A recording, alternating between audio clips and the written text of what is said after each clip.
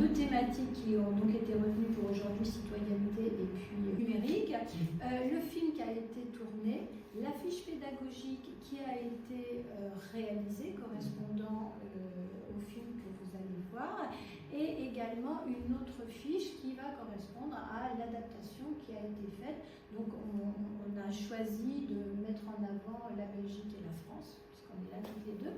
Et pour chacune de ces thématiques, on vous demandera après qu'est-ce que vous faites déjà là-dessus, qu'est-ce que vous voudriez faire, ou qu'est-ce que vous ne faites pas, qu'est-ce que vous voudriez faire, et quels sont vos freins ou les leviers qui pourraient vous aider en fait à mettre en œuvre à votre niveau ces thématiques. Vous donnez quand même un petit axe de visionnage, les différentes modalités de travail, quelle est sa posture de manière générale, et moi je voulais vous questionner tout de suite en quoi cette visite vous semble-t-elle pertinente dans le cadre d'un atelier de citoyenneté, parce que je trouve que voilà, c'est intéressant de nous questionner nous-mêmes.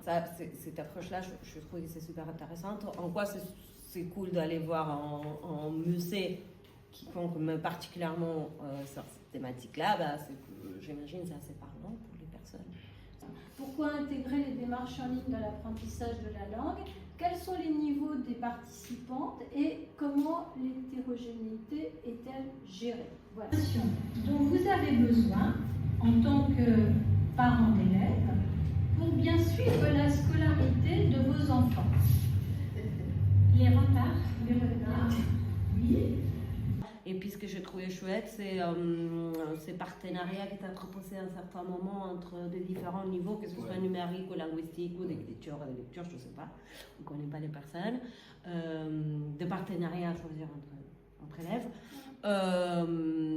Et aussi le fait de donner des tâches différentes selon, j'imagine, le niveau de lectoescriture.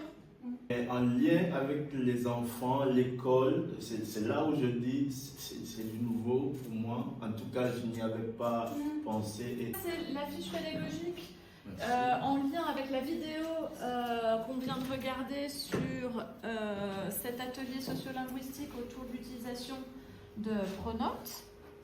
Juste déjà leur présenter ça, est-ce que vous l'avez vu? Est-ce que vous avez reçu des codes? Avez-vous installé? Peut-être que je vais leur montrer ce que je fais et provoquer une discussion.